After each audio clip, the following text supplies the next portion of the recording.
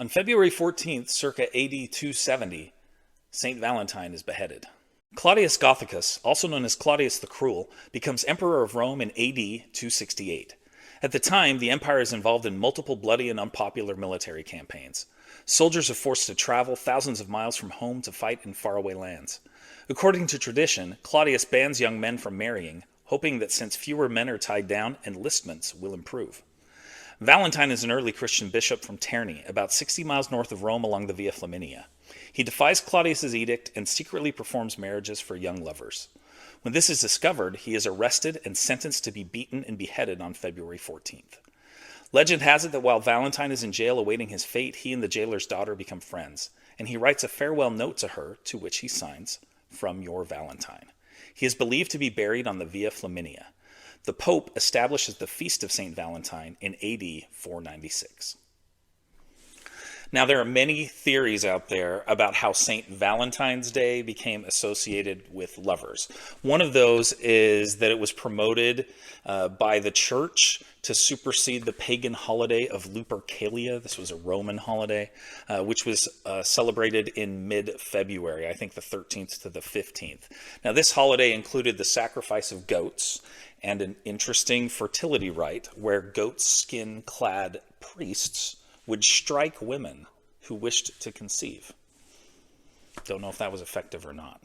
There's also, it's kind of difficult to separate fact versus, I guess, legend or whatever when it comes to St. Valentine.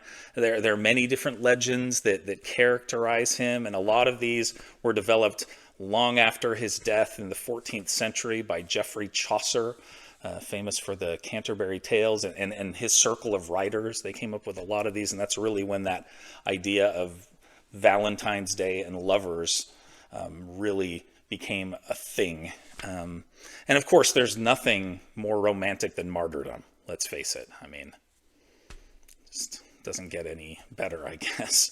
But anyway, there are also two other Saint Valentines that appear in Catholic lore and are associated with February 14th as well. And so this creates a lot of confusion. One of them was from Rome rather than Terni, and there's a lot of blending between their two stories.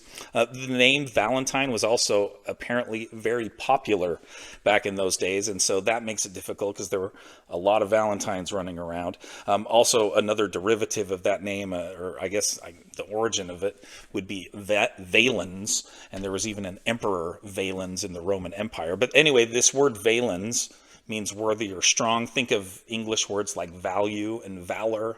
Those all come from that same root. And apparently, Valentine was a popular name.